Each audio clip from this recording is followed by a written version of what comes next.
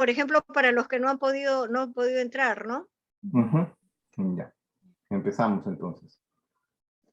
Hoy día vamos a llevar el estudio de la Biblia, Qué la bueno. palabra de Dios. Vamos a empezar este día con un estudio básico de la Biblia. No podemos decir que vamos a estudiar algo que no lo conocemos o que no sabemos su importancia. Por lo tanto, hoy día vamos a aprender un poco acerca de qué es la Biblia y varios temas más, como son la estructura de la Biblia, el tema principal de la Biblia, de las Escrituras. ¿Están viendo la presentación? Sí. ¿Sí la pueden ver? Ya, okay. Sí, Angelito. Pruebas de que la Biblia es la palabra de Dios, cómo llegó a nosotros la Biblia, diferentes traducciones de la Biblia, herramientas para estudiar la Biblia. Entonces vamos a empezar con la estructura de la Biblia, ¿no? Vamos a ver algunas estructuras de la Biblia. El Antiguo Testamento, que lo encontramos con la ley, históricos, libros sapienciales y libros proféticos. No vamos a hacer un análisis extenso de esto porque obviamente no es el tema, ¿no? El tema es el estudio de la Biblia, pero queremos dar un enfoque de lo que ella contiene. En la ley tenemos los 5 primeros libros que conocemos que son los libros de Moisés. En los históricos tenemos lo que vemos en nuestro índice de la Biblia, ¿no? Desde Ruth hasta Esther. Ahí tenemos el libro de Ruth, los libros de Samuel, Reyes, Crónicas, Esdras, Nehemías y Esther. Tenemos los libros sapienciales, que son los libros de sabiduría, en los cuales están Job, Salmos, Proverbios, Eclesiastés y Cantar de los Cantares. Y luego tenemos los libros proféticos, donde están los libros de los profetas mayores, Isaías, Jeremías, Ezequiel, Daniel, Ezequiel, Daniel, y luego tenemos los profetas menores que son desde Oseas hasta Malaquías, digamos.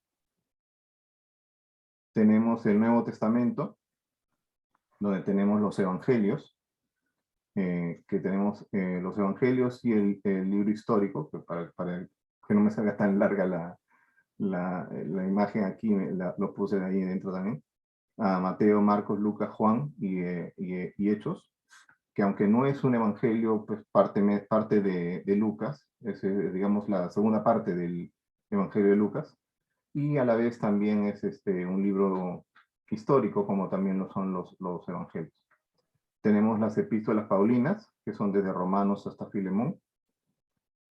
Tenemos las epístolas generales, que son desde Hebreos hasta Judas, y el libro profético, que es Apocalipsis. Pero tenemos una estructura diferente también. No solamente esta estructura que vemos normalmente en la Biblia que todos tenemos en casa, ¿no? Sino que tenemos una estructura en la cual vemos los libros narrativos y los libros que tienen forma de comentario. Seguramente ustedes alguna vez han escuchado tal vez un partido de fútbol o partido de vóley o lo que sea, o cualquier tipo de acontecimiento similar en el cual vemos a una persona que está narrando, ¿no? Ahí va el jugador tal, se asoma para acá, le pasa la pelota al otro, se va a llegar hasta el arco, gol, ¿no? O mate o lo que sea, ¿no? Una persona que solo se encarga de describir lo que está ocurriendo, nada más. Pero a la vez hay otra persona que lo acompaña, que se encarga de describir cosas extras, como diciendo, ese jugador tiene tantos años, hace tantos años que viene jugando, jugó en tal equipo y ahora está jugando en juega muy bien con la pierna derecha, cuando patea casi siempre es gol, ¿no? Se encarga de añadir cosas y de darle un poco más de explicación a lo que el narrador está diciendo. Los libros narrativos que tenemos en la Biblia son los que ven en pantalla, ¿no? Está armado en 5 bloques. Tenemos son 6 bloques, solo que no sé si ustedes ven los 6 bloques, yo no los veo, debido a la imagen, lo voy a reducir, ¿no? Ahora sí. Debido a que la pantalla de ustedes no me deja ver. Son 6 bloques. Tenemos el Pentateuco, los antiguos profetas. Este es un armazón un poco más parecido a lo que se arma la Biblia hebrea. porque la Biblia hebrea se arma diferente a la Biblia española que nosotros tenemos. La Biblia española que nosotros tenemos tiene más la estructura de la Septuaginta, este Antiguo Testamento griego que se hizo allá por el siglo II a.C. Entonces tenemos el Pentateuco, tenemos que son los primeros 5 libros, luego tenemos los antiguos profetas, Josué, Jueces, Primera y Segunda de Samuel, Primera y Segunda de Reyes. Tenemos los escritos, que son Ruth, Primera de Crónicas, Segunda de Crónicas, Esdras, Nehemías y Esther. Tenemos los evangelios, Mateo, Marcos, Lucas y Juan. Un libro de historia que es Hechos, y una apocalíptica que es Apocalipsis, ¿no? Esos serían los libros que tenemos como narrativos, que nos narran historia de la Biblia, que nos narran todo lo que es la Biblia. Y luego tenemos lo que conocemos como libros de comentarios. Los libros comentarios son los que ven en pantalla, ¿no? Los profetas mayores, Isaías, Jeremías, Lamentaciones, Ezequiel y Daniel, que reflejan de una forma un poco más gráfica lo que los libros narrativos decían. Por ejemplo, en un libro narrativo como Reyes, ¿no?, se nos enseña de que vino Nabucodonosor y se llevó al pueblo de Israel. O vino Salmanasar y se llevó al pueblo de Judá. Y se llevó Salmanasar al pueblo de Israel, ¿no? Nabucodonosor al pueblo de Judá, Salmanasar al pueblo de Israel. Punto. Ahí se acabó la narración. Pero vemos en Isaías o en Jeremías, o también en Lamentaciones, vemos la descripción. ¿Por qué razón se los llevó? ¿Cuándo se los llevó? ¿Qué pasó? ¿Por qué tenían que llevárselos? El castigo de Dios hacia su pecado, etcétera, etcétera, ¿no? Vemos un poco más de extensión, un poco más de narración de forma comentario sobre lo que ocurrió en ese tiempo. Tenemos a los profetas menores que también hacen lo mismo, anunciando el pecado del pueblo. Tenemos desde Oseas hasta Malaquías. Los sapienciales, que son Job, Salmos, Proverbios, Eclesiastés y Cantar de los Cantares. Y las epístolas, ¿no? Por cuestiones de espacio no pude ponerlas en lista, pero estamos hablando de 21 cartas ahí, ¿no? Las 13 de Pablo y las otras 8 de generales, desde Hebreos hasta Judas, ¿no? Ahí estamos viendo todo lo que es la parte de los libros de la Biblia que hacen un comentario de lo que está pasando, ¿no? Vemos, por ejemplo, en el caso de los evangelios, que los evangelios se encargan de mostrar a Jesús, de mostrar a los apóstoles, pero luego vemos qué es lo que hizo Jesús y por qué es que murió en una cruz y por qué resucitó. Todo eso lo vemos descrito en las epístolas. Ahí se nos dice que por qué la obra de Jesús fue así, por qué pasó esto, por qué pasó lo otro. Todo se explica. En realidad esa es la idea de los libros comentarios, explicar mucho más ampliamente lo que los libros narrativos nos enseñan. Entonces, si nosotros vemos este panorama, si tenemos este panorama bastante claro, entonces podemos entender un poco mejor cada vez que cojamos un libro, ¿no? Si vemos un libro, por ejemplo, que es narrativo, nos damos cuenta que nos está narrando algo que tal vez un libro comentario nos puede estar ampliando mucho más. Como les dije el ejemplo de el caso de la conquista de Salmanasar, el asirio Salmanasar al reino del norte, o en el caso de Nabucodonosor al reino del sur, ¿no? Los vemos ampliados en los libros de Isaías, Jeremías, o en los profetas menores, como Oseas, por ejemplo, o Nahum o Habacuc, que nos habla acerca de ello, ¿no? El tema principal de la Biblia. ¿Cuál es el tema principal de la Biblia? ¿Cuál creen ustedes que es el tema principal de la Biblia? Jesús. Claro, el tema principal de la Biblia.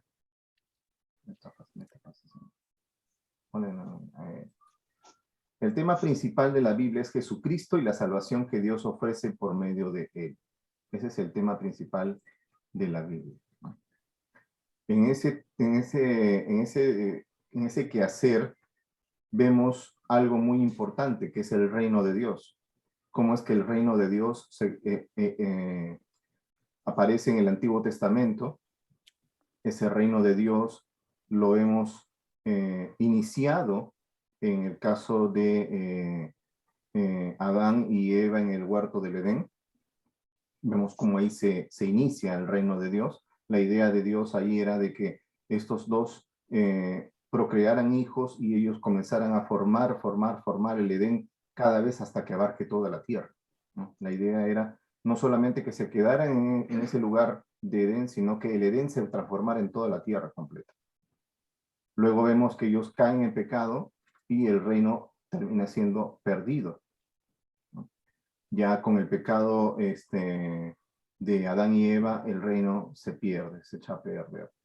Pero luego vemos el reino prometido, y casi inmediatamente, porque vemos que en el capítulo 3 de Génesis ya es la caída, y en el 3:15, que muchos lo conocen como el primer evangelio, ya aparece una promesa, ¿no?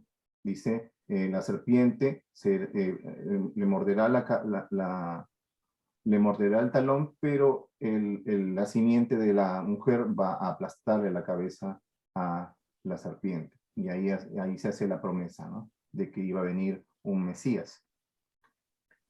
Luego ya posteriormente vemos lo que se conoce como el reino parcial, cuando ya empiezan a aparecer los reyes de Israel, vemos los reyes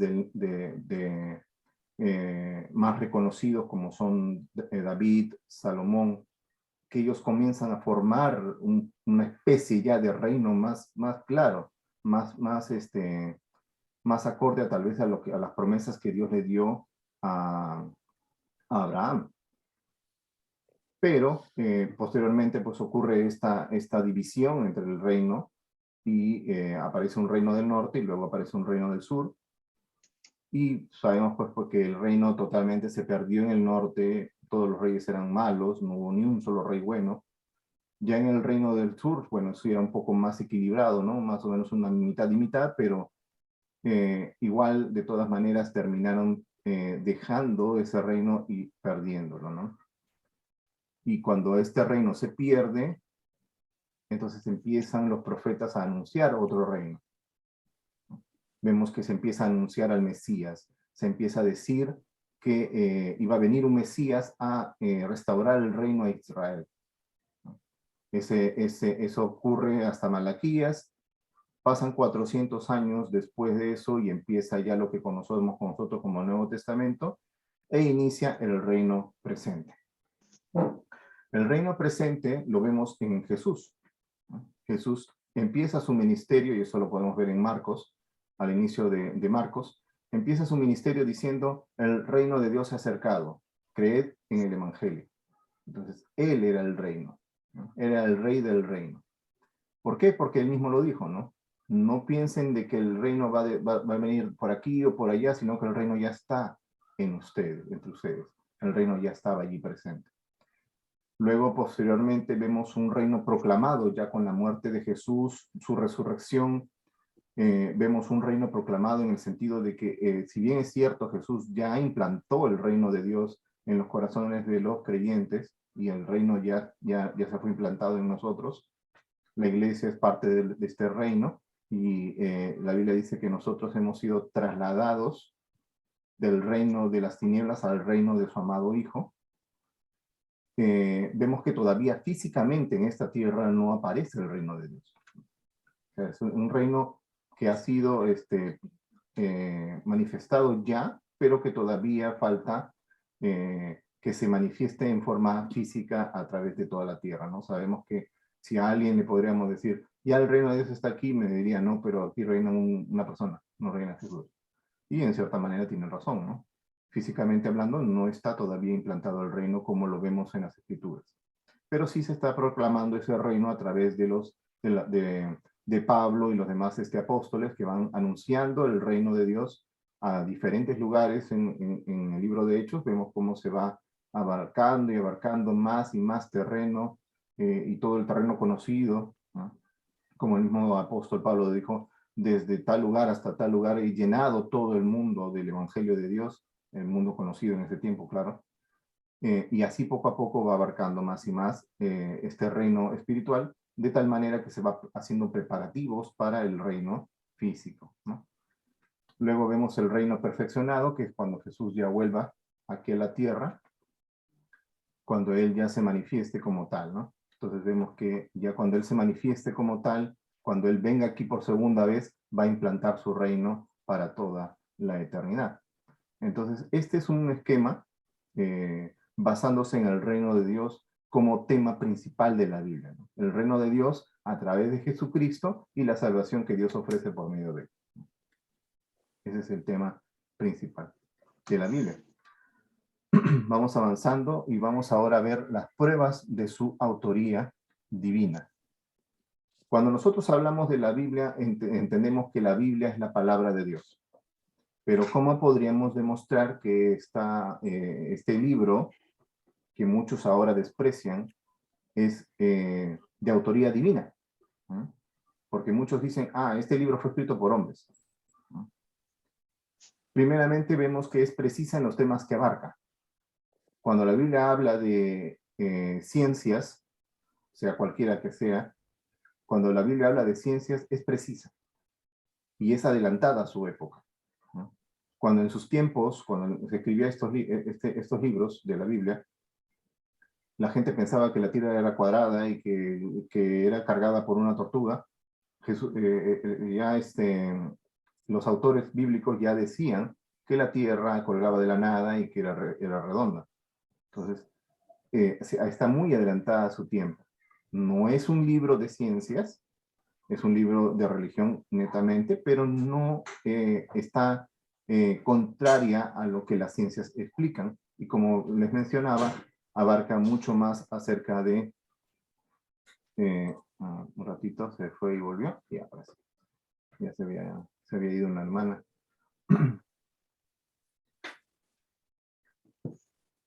Como les reitero, es precisa en los temas que abarca.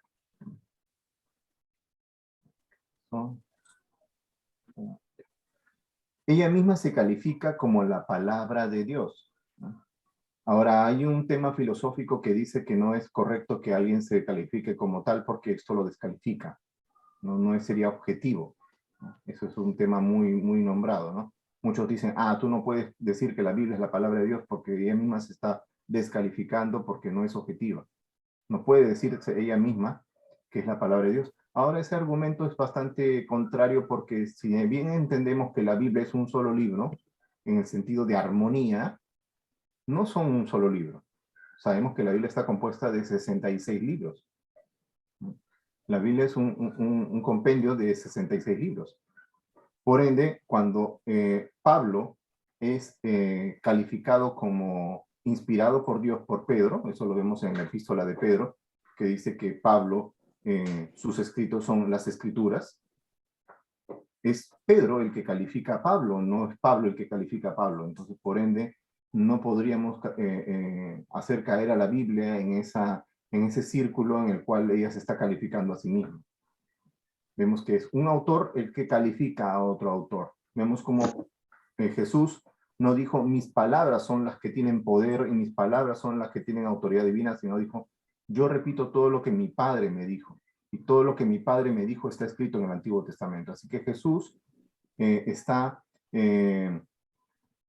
validando y corroborando las escrituras hebreas, en este caso el Antiguo Testamento, ¿no? Incluso él dice mucho esta frase, ¿no? Ellas hablan de mí, ellas dan testimonio de mí.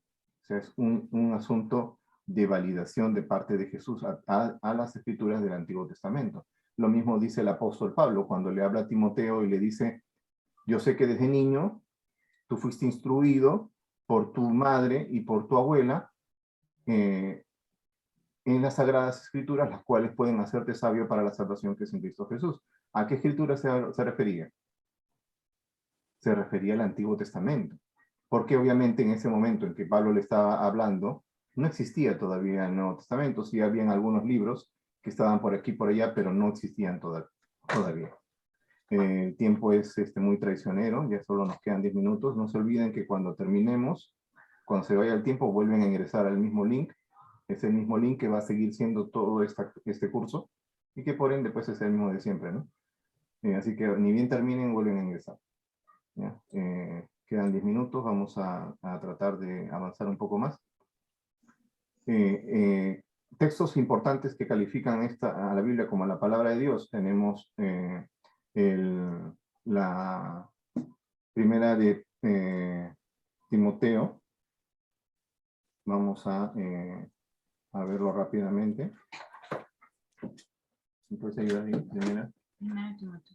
Primera de Timoteo 3:16.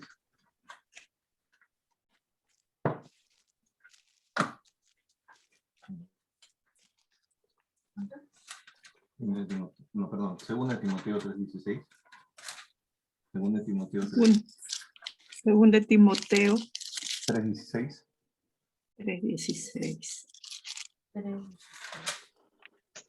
Dice, toda escritura es inspirada por Dios y es útil para enseñar, para redarguir, para corregir, para instruir en justicia, a fin de que el hombre de Dios sea perfecto, enteramente preparado para toda buena obra.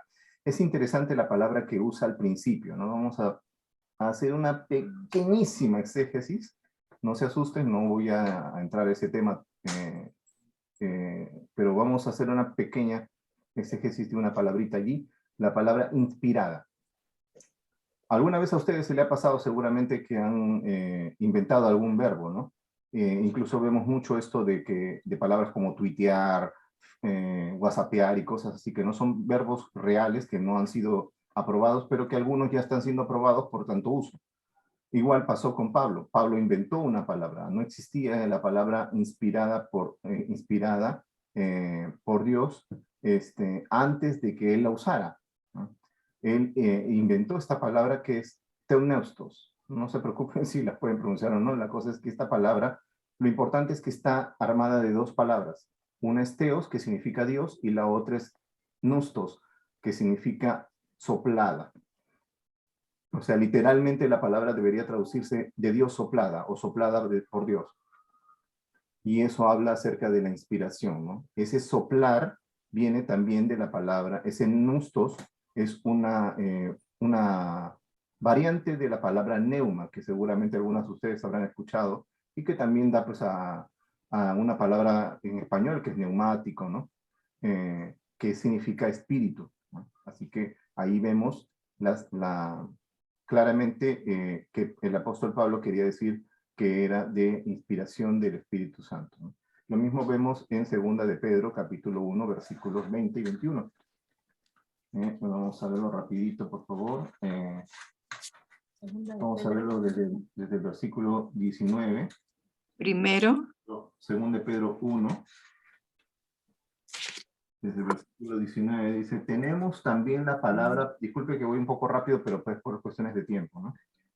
Tenemos también la palabra profética más segura, a la cual hacéis bien en estar atentos como una antorcha que alumbra en lugar oscuro hasta que el día esclarezca y el lucero de la mañana salga en vuestros corazones. Entendiendo primero esto, que ninguna profecía de la Escritura es de interpretación privada, porque nunca la profecía fue traída por voluntad humana, sino que los santos hombres de Dios hablaron siendo inspirados por el Espíritu Santo. Me hubiera gustado ampliar un poco más esto, pero me voy a quedar solamente con la palabra interpretación privada, que es me voy a quedar solamente con la palabra interpretación privada, que refleja claramente un tema que está en el versículo 21. La profecía no fue traída por voluntad humana. Eso es lo que quiere decir la interpretación privada.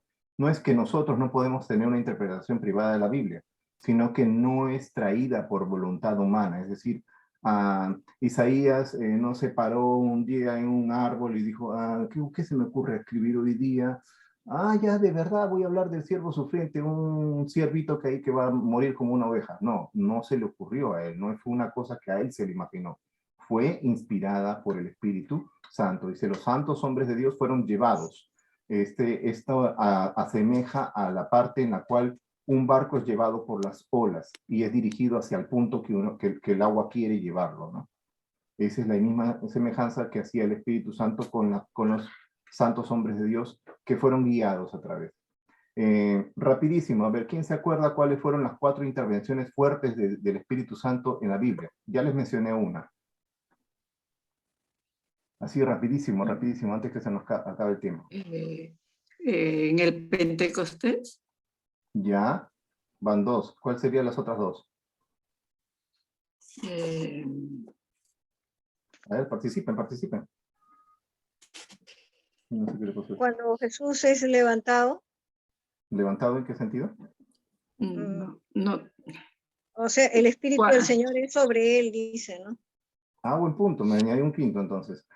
Ya, cuando en su bautismo, cuando se escucha la voz de Claro. Dios, o ¿Cuándo qué? cuando en el bautismo del Señor, de Jesús, cuando es bautizado, se escucha una voz y dice que el Espíritu Santo bajó en forma de paloma. Ya, ya, podríamos hacer un sexto entonces, pero no, esos no son los que tenía en mente. Ah, no. Entonces, cuando... Perfecto. Bienvenida, hermana. Bueno, la promesa, sí, del Espíritu Santo, cuando el Señor... Les digo para ganar tiempo, la creación de todo el universo, versículo 2, Génesis 1:2, el Espíritu Santo se movía sobre la faz de las aguas. Ah, eso. El nacimiento virginal de Jesús, dice que el Espíritu Santo vendrá sobre ti y el poder del Altísimo te cubrirá con su sombra. Y la otra, pues, es la que les dije, pues, ¿no? Es la Biblia. Y lo interesante es que la Biblia dice que es la palabra escrita de Dios y que Jesús es la palabra viviente de Dios. Y Jesús y la Biblia fueron realizados aproximadamente de la misma forma. Así como Jesús estuvo en el vientre de María, pero el Espíritu Santo procuró que nada de María interviniera en Jesús y no lo contaminara. De la misma manera, el Espíritu Santo se encargó de que nada de los escritores bíblicos contaminara la palabra de Dios con sus propios criterios, ¿no? Si bien es cierto, los escritores bíblicos no fueron robots que simplemente actuaron en dictado, ellos pusieron de su conocimiento, pusieron de sus habilidades, es por eso que también podemos detectar géneros literarios en cada uno de ellos y diferentes formas y diferentes estructuras. Todo lo que ellos dijeron es inspirado por Dios y es útil para nosotros, ¿no? Vamos corriendo un poco porque la verdad el tiempo nos va a ganar. Vemos también armonía total entre los diferentes autores, pese a que se conocieron por... pese a que... Disculpen, cosa no deja ver. Armonía total entre los diferentes autores, pese a que muchos ni se conocieron por ser de diversas épocas y lugares. Sabemos que la Biblia fue hecha en 1600 años, que fue la Biblia hecha por más de 40 autores, ¿no? Todo eso lo tenemos bien claro. Fue hecha en 3 continentes. Por ejemplo, Pablo nunca conoció a Isaías, por poner un ejemplo. Preservación pese a la persecución y al paso de los años. Sabemos que la Biblia ya tiene desde su inicio más de 3.500 años. Desde su último libro tiene casi 2.000 años. Entonces, en todo ese lapso de tiempo ha sido perseguida constantemente y ha querido ser destruida, pero sabemos que ella se ha mantenido, ¿no? Como dice el apóstol Pedro, como dicen los salmos, como también dijo Jesús, sécase la hierba, marchítase la flor, pero la palabra del Dios nuestro permanece para siempre. Decenas de profecías cumplidas al pie de la letra, casi todo el Antiguo Testamento ya está cumplido. Exactitud geográfica e histórica avalada por la arqueología, sabemos que ha habido muchos descubrimientos que han avalado la escritura. Y la vigencia pese a su antigüedad, ¿no? Sabemos que un libro cuando tiene cierto tiempo ya es considerado obsoleto, pero la Biblia tiene, como le digo, casi 2.000 años de haber determinado y sigue manteniéndose vigente hasta la fecha. Nos quedamos aquí. Vamos a pasar a la siguiente. ¿Cómo llegó a nosotros la Biblia? Ahora sí vamos a ir un poquito más lento para que no vayamos tan rápido, estábamos siendo un poco rápido. Felizmente en el lapso que tuvimos abarcamos casi toda ya nos falta muy poco. Como les decía, un periodo de 1600 años. Sabemos que la Biblia fue más o menos allá por 1500 antes de Cristo que se empezó a escribir, que Moisés empezó a escribir. Y luego, posteriormente, hubo un periodo de 400 años que se le conoce como el silencio de Dios, más o menos allá por el 500 o 400 antes de Cristo, en el cual ya no hubo más profetas hasta que aparecieron los evangelios. Los evangelios aparecieron más o menos, o sea, los evangelios no fueron los primeros que se escribió, los primeros que se escribieron fueron las cartas. Y las cartas aparecieron, hay una duda, no se sabe si Primera de Tesalonicenses o Gálatas fue la primera que se escribió. No se sabe bien, hay una duda y algunos van por Tesalonicenses, algunos por Gálatas, pero más o menos aproximadamente fue en el año 40 y tantos. Y se termina de escribir el Apocalipsis, algunos dicen el Apocalipsis, algunos dicen el Evangelio de Juan, algunos dicen las cartas de Juan, pero la cosa es que lo que es de Juan propiamente dicho fue más o menos por ahí, por el 100 después de Cristo. Entonces estamos hablando de 1500 más 100, 1600 aproximadamente de tiempo en el cual se escribió la Biblia, ¿no? O sea, si hablamos desde el primer inicio, desde el primer libro, Génesis, que se escribió, algunos piensan que fue Job el primer libro que se escribió, ¿no? Si fue así, cualquiera de ellos, estamos hablando más o menos de 1500 antes de Cristo, a la fecha serían 3500 años de antigüedad que tiene ese libro. Y si hablamos de los últimos libros de la Biblia, que no se sabe si fue Apocalipsis, algunos van por Apocalipsis, vamos a suponer que fue Apocalipsis el último, o fue el Evangelio de Juan, fue más o menos en el año 100 después de Cristo. Entonces estamos hablando de que ya tiene casi 2000 años de antigüedad, el último libro. Entonces la Biblia como tal, escrita, no declarada como tal, sino escrita, tiene más o menos ya de antigüedad, unos casi 2000 años, ¿no?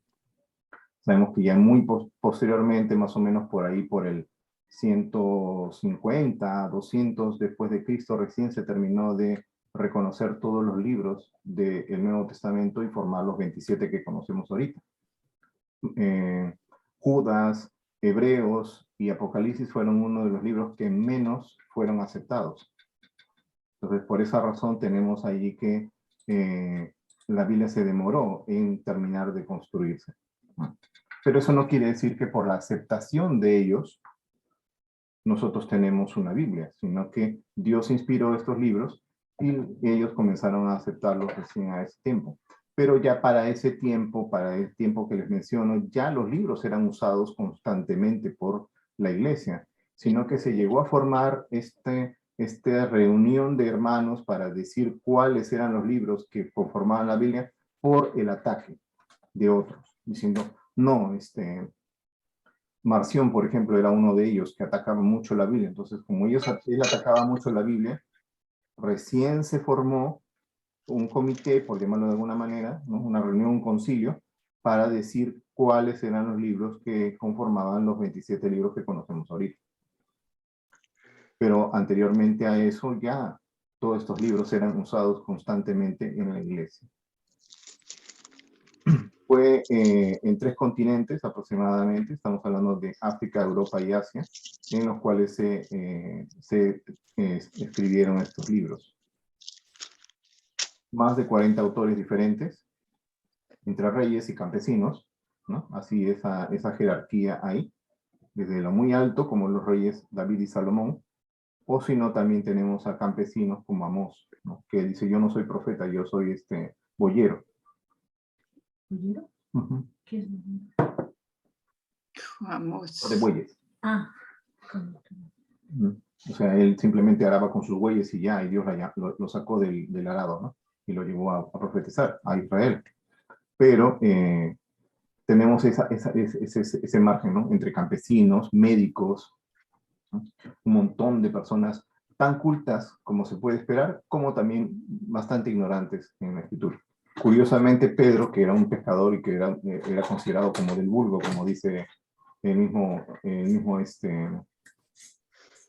libro de Hechos, tiene uno de los griegos más puros del Nuevo Testamento. Y eso es bastante llamativo, ¿no? Pues vemos que hay un poco que también el Espíritu Santo intervino en ese aspecto. Tenemos varios géneros literarios en la Biblia, ¿no? Entre ellos está la poesía, la narrativa, la epistolar, el evangelio, entre otros más. Vemos, por ejemplo, la narrativa, que lo vemos en Génesis, Éxodo, Levítico, Números, ¿no? También, si queremos, podemos añadir un género en el sentido del género judicial. Ahora, si hablamos, por ejemplo, de este libro de Levítico o el mismo Éxodo, ¿no? O el mismo Deuteronomio, que es la segunda ley, ¿no? Eso es lo que significa la palabra Deuteronomio, segunda ley. Pero vemos estos diferentes tipos de géneros, ¿no? Eso mismo les hace también ver de que los autores, si bien es cierto, eran inspirados por Dios, ellos no fueron socavada su capacidad mental en ningún momento. No simplemente eran amanuenses que se ponían a escribir todo lo que Dios les decía como dictado, como lo diría, por ejemplo, Mahoma del Corán, ¿no? Mahoma dice que él simplemente le dictaron, el ángel Gabriel le dictó y él comenzó a apuntar y apuntar y apuntar y apuntar y apuntar todo lo que el ángel Gabriel le iba dictando. Eso no ocurre con la Biblia. El Espíritu Santo influyó en ellos y preservó lo que ellos escribieron, pero ellos escribieron lo que ellos creían que estaban escribiendo por su propia voluntad. Es por eso que a veces vemos a Pablo diciendo, esto escribo yo, no el Señor. Esto mando yo, no el Señor. Como si él no estuviera siendo inspirado, porque él no sabía que estaba siendo inspirado. Era un accionar del Espíritu Santo en estos hombres que fueron elegidos sobrenaturalmente, pero no se les tocó la puerta y se les dijo, oye, ¿sabes qué? A partir de ahora te voy a inspirar y sabes que vas a escribir la Biblia. ¿No? Pero cuando esto ocurrió, cuando estos libros fueron producidos, otros autores, como mencionamos hace un momento, como por ejemplo Pedro de Pablo, testificaron que esas escrituras, en caso de Pedro testificando de Pablo, que sus cartas, si bien eran difíciles de entender, eran parte de las escrituras. O sea, el apóstol Pedro estaba ingresando los 13 libros, los 13 epístolas, mejor dicho, del apóstol Pablo al canon de las escrituras. Así que es interesante ver esa parte. Diferentes materiales. La Biblia fue escrita en diferentes materiales, dependiendo de lo que ocurría en aquellos tiempos. La Biblia principalmente fue escrita en papiro. Papiro era un material que se hacía de una planta del mismo nombre, papiro, que crecía en las partes húmedas cercanas al río Nilo. Era muy usado en Egipto. En Egipto, felizmente, se han conservado muchos papiros debido a lo seco de la zona. Y de ahí hemos podido rescatar muchos de los manuscritos que en estos tiempos tenemos ahorita. Luego, posteriormente, como el papiro se destruía fácilmente por ser una especie de papel, por llamarlo de alguna manera, era una planta, usaron pergamino, que eran piel de oveja, que la curtían al sol y sobre ella escribían. Ya posteriormente también se usó un material más tierno, más suave, ¿no? Que era la vitela, que era hecho de ternera, piel de ternera. Pero cualquiera de estos tres materiales siempre tenían esa característica de ser fácilmente destruidos, de ser fácilmente destruibles, perdón, y por esa razón era que constantemente se hacían copias, ¿no? Existían lo que conocemos como los escribas, que ellos constantemente estaban haciendo una copia tras otra, una copia tras otra, una copia tras otra. Eran muy pulcros para la copia. Es por eso que nosotros podemos comparar un texto de aquel entonces y un texto que tenemos ahorita y ver que casi no hay diferencias. Son muy pocas las diferencias que hay entre un texto descubierto, por ejemplo, en el año 1947 de las cuevas de Qumran, y un texto que nosotros tenemos ahorita, por ejemplo, como la Reina Valera, ¿no? Que es vemos que hay pocas diferencias, hay pocas variaciones, y ninguna de ellas atenta con ninguna doctrina de la Biblia, ¿no? La escritura fue transmitida vía oral y escrita. Primeramente fue vía oral, por mucho tiempo fue vía oral, hasta que posteriormente fue transmitida. Si ustedes recuerdan, yo les dije que la primera epístola fue en el año 40 y tantos, 47 más o menos, algunos dicen. Entonces estamos hablando que Jesús murió en el año 29 después de Cristo. Entonces, si vemos eso, desde el 29 hasta el 40 y tantos, más o menos está pasando un buen tiempo. Para nosotros tal vez no es mucho, pero un relato transmitido vía oral por unos, que estamos hablando de aproximadamente unos 10 o 20 años, es bastante tiempo, ¿no? Un aproximado de 20 años es bastante tiempo de transmisión vía oral, hasta que recién se empezó a escribir las epístolas del apóstol Pablo, y posteriormente ya los evangelios y el resto del Nuevo Testamento. En el mismo caso fue también en el caso de los primeros 5 libros, por ejemplo, ¿no? Que Moisés escribe, pero si nosotros nos damos cuenta, Moisés recién aparece en Éxodo. Todo el Génesis, Moisés no existía. Y todo el Génesis abarca desde el inicio de la creación. Entonces todo eso se transmitió vía oral, ¿no? De padre a hijo, de hijo a nieto y así, ¿no? Hasta que llegó al tiempo de Moisés, y obviamente por revelación divina Moisés fue puesto al día, por llamarlo de alguna manera, de todo lo que ocurrió de una manera más correcta y más precisa. Porque sabemos que muy posiblemente en esta vía oral hubo añadidos que no tenían que haber, ¿no? Pero ya el Espíritu Santo le reveló a Moisés de una forma más precisa. Luego ya apareció la Escritura, en el caso de los primeros libros del Antiguo Testamento, del Nuevo Testamento, y aunque después de que ocurrió, de que se formó el Nuevo Testamento, se seguían haciendo copias y copias y copias en estos materiales que les he mencionado, ya ocurre pues en el año 1500, 1400, por ahí, ocurre un suceso muy importante, que es el inicio de la imprenta, por Wittenberg. Y este hombre inicia la imprenta con caracteres móviles, y ya ahí viene un boom, ¿no? Lo primero que se imprime allí es la Biblia. En esos tiempos, claro, la Biblia tenía mucho valor, pues ahora la Biblia es considerada poco menos que basura, ¿no? Pero, no para nosotros obviamente, sino para el mundo. Pero en esos tiempos el mismo mundo, el mismo populacho consideraba la escritura como algo importante. Y eso fue lo primero que se imprimió en la imprenta de Gutenberg. La Biblia fue escrita en 3 idiomas, ¿no? Esto creo que todos lo conocemos. Fue escrita en hebreo y griego principalmente, y algunas partes de Daniel, de Esdras y de Jeremías fueron escritos en arameo. Son muy pequeñas, ¿no? Daniel es el trozo más grande, que es más o menos desde el capítulo 2 hasta el capítulo 7. Esdras es un capítulo, y Jeremías es unos cuantos versículos.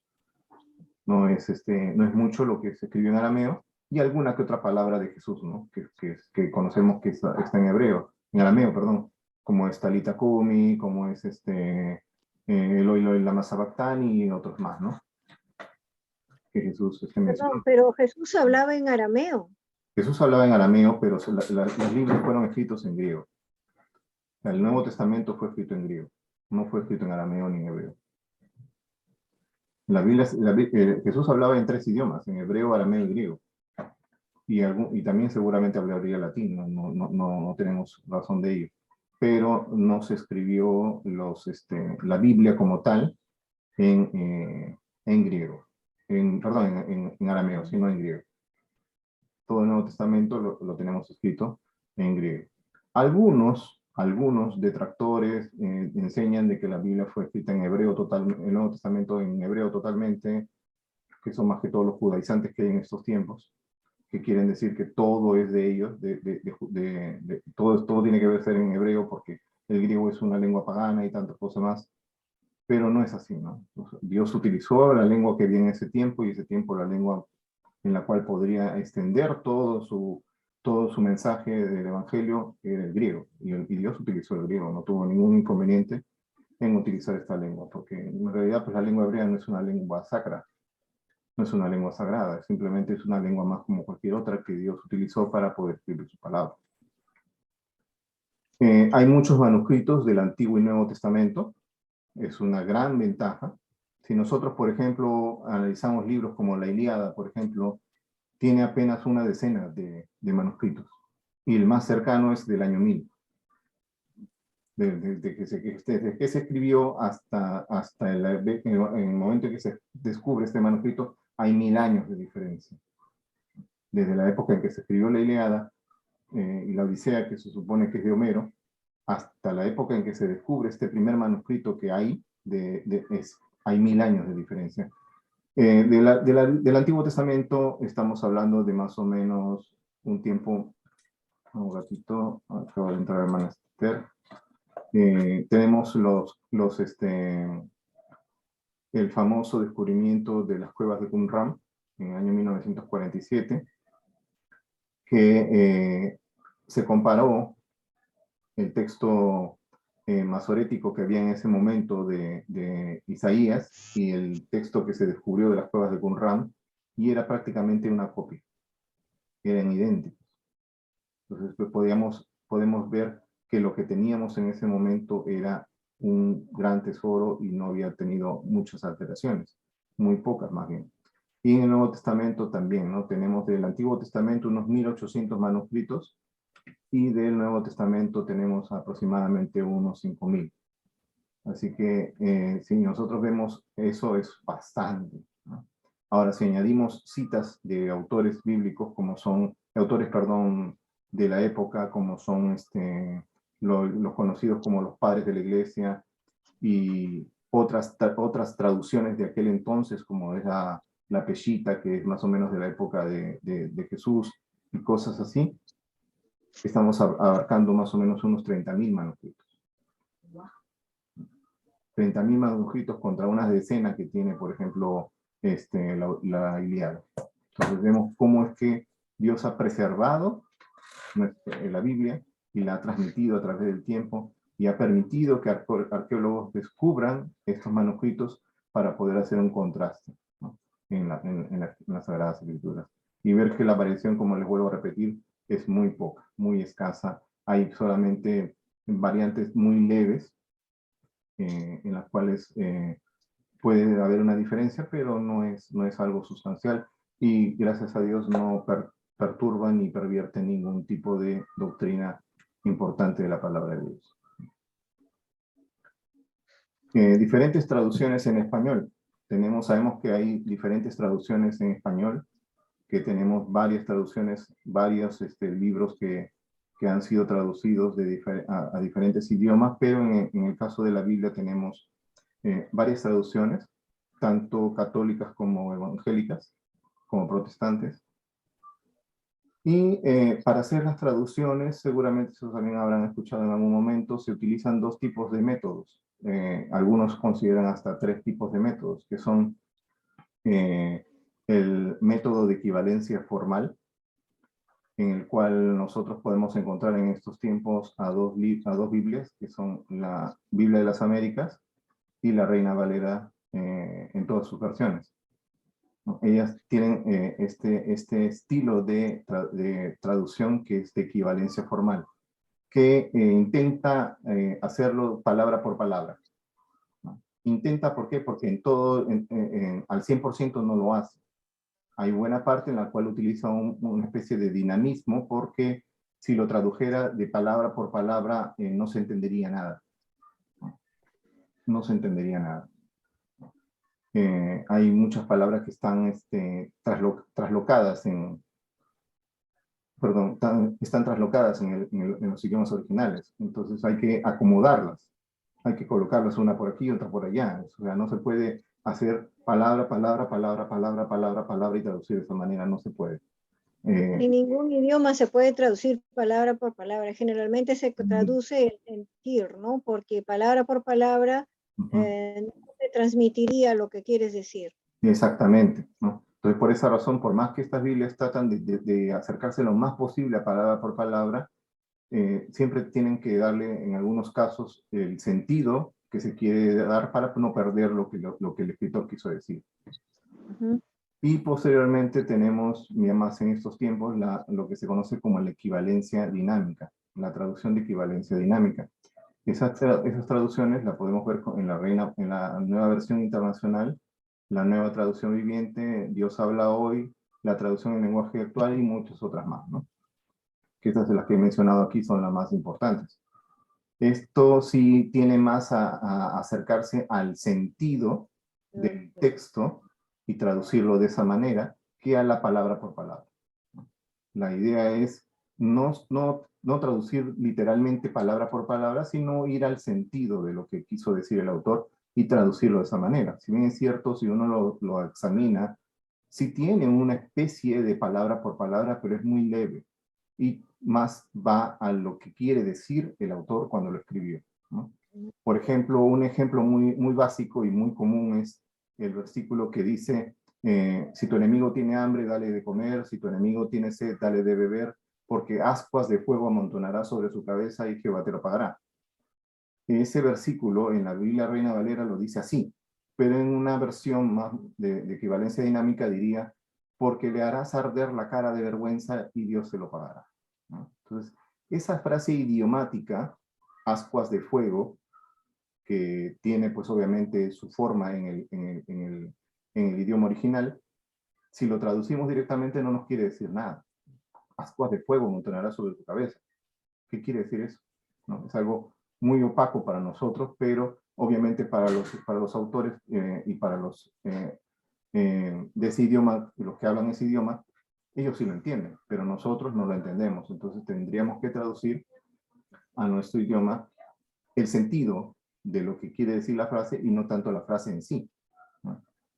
Y eso también pasa en el inglés, por ejemplo, ¿no? Hay muchas frases idiomáticas que si la traducimos literalmente dicen una soncera, algo que no se entiende para nada. Pero si le traducimos la frase tal y como es, entonces ahí sí podemos entenderlo mejor. ¿Cuál es mi recomendación si eso es lo que desean? Bueno, yo les pido utilicen ambos lados. Para lecturas en público pueden usar una de equivalencia dinámica que es más comprensible, es más actual y más comprensible. Y para su estudio personal de la Biblia, uno de equivalencia formal.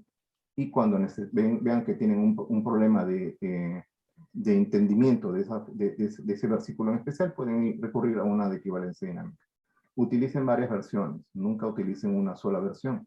No se cierren a una sola versión porque no se logra sacar toda la riqueza del verso, del versículo que se está estudiando, con una sola versión. Traten de usar varias, ¿no? Hay aplicaciones en el celular que te permiten tener varias versiones e inclusive te ayudan a comparar versiones y que son gratis, o sea, no tenemos que invertir en comprar varias Biblias, ¿no? Yo preferentemente recomiendo la Biblia de las Américas, es un poco más precisa que la Reina Valera. En las equivalencias dinámicas, la nueva versión internacional es la que tiene un lenguaje más claro y más cercano a la Reina Valera. Las otras son un poco más populares, pero también son muy buenas. La nueva traducción viviente, por lo menos, es muy clara. Hay otra que se llama La Biblia para Todos, que es increíblemente lo clara que es y lo moderna que se entiende en los versículos. La traducción en lenguaje actual a veces es muy fuerte y muy precisa en algunos versículos, así que yo les recomiendo utilicen varias versiones. No se queden con una sola. Utilicen una de cabecera, como les digo, una de equivalencia formal de cabecera y una de equivalencia dinámica o varias para hacer comparaciones. La Biblia para las Américas, entonces se puede leer, por ejemplo, yo por lo general uso mi Reina Valera 60.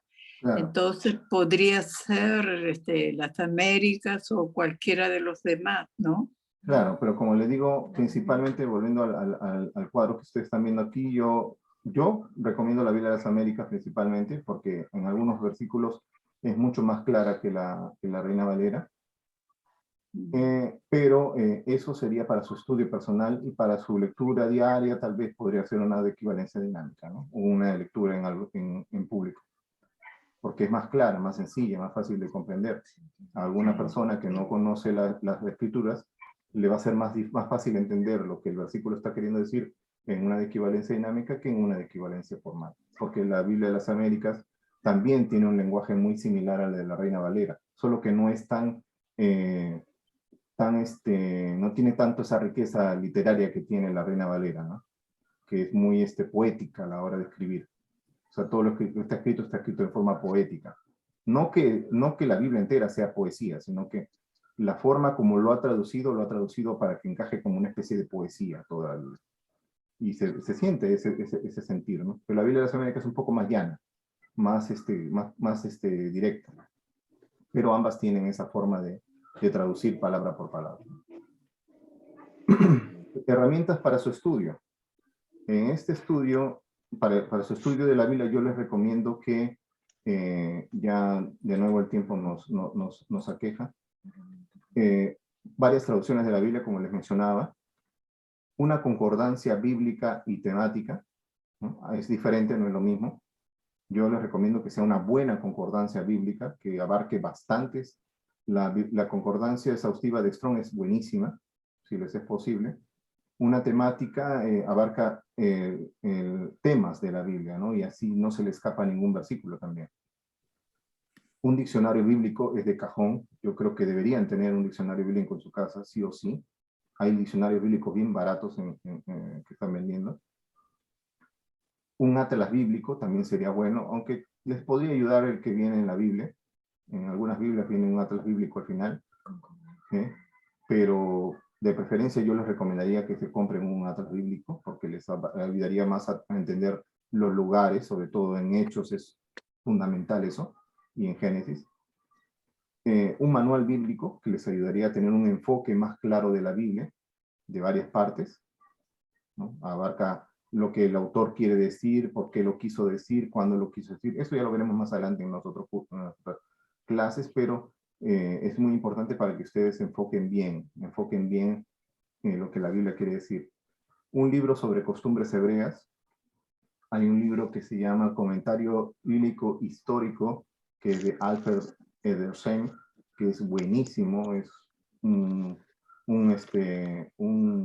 ex judío o sea, él es judío de sangre, pero era judío y se convirtió al cristianismo, y es muy bueno, es una eminencia en cuanto a lo que tiene que ver con las costumbres hebreas, así que ese libro, ese comentario bíblico histórico, es de cajón, ¿no? Es algo que sería muy útil para que su estudio sea mucho más entendible, porque si hay algo que se me pasó decirles es que la Biblia no es occidental, la Biblia es oriental, y esas costumbres, cuando las queremos traducir o las queremos interpretar con nuestras costumbres, tergiversamos totalmente el texto.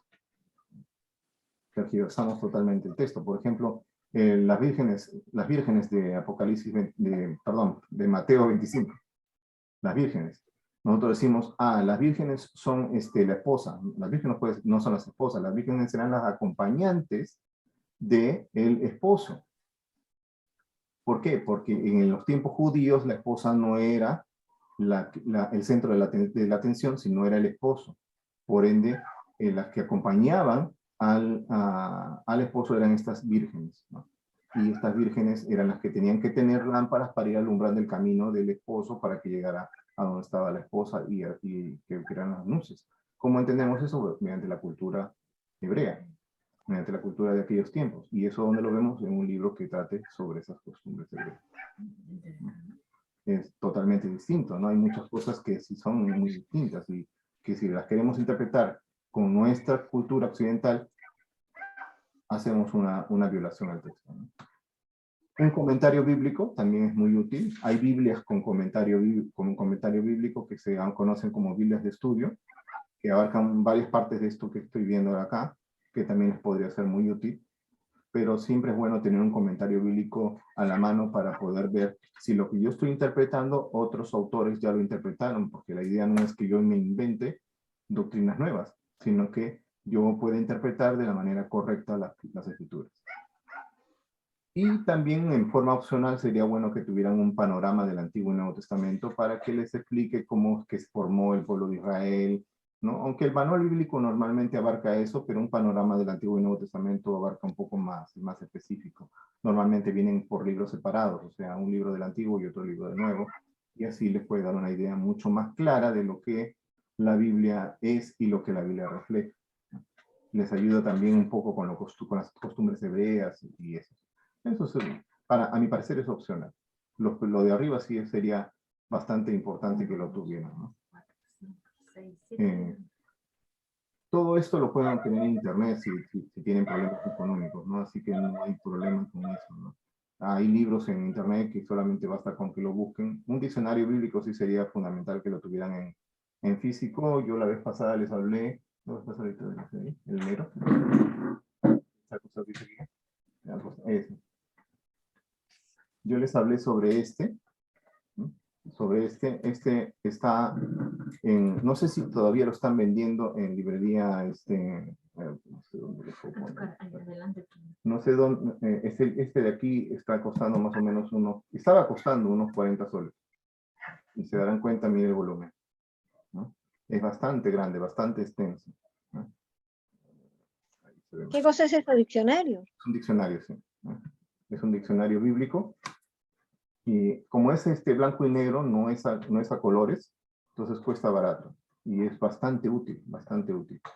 Viene así en tapa rústica, por eso es que también cuesta barato, ¿no? Pero son cosas que no son tan fundamentales, ¿no? No necesitamos filo de oro ni nada de esas cosas. Nos importa el contenido. Y el contenido es muy bueno, ¿no? Es un diccionario que tiene más de 1 millón de copias vendidas. Así que, por lo menos, el diccionario, porque el diccionario abarca muchas de las cositas. Por ejemplo, si queremos saber cómo está un lugar donde está ubicado, el diccionario también nos puede ayudar en eso. Si queremos alguna costumbre hebrea, también el diccionario nos puede ayudar en eso.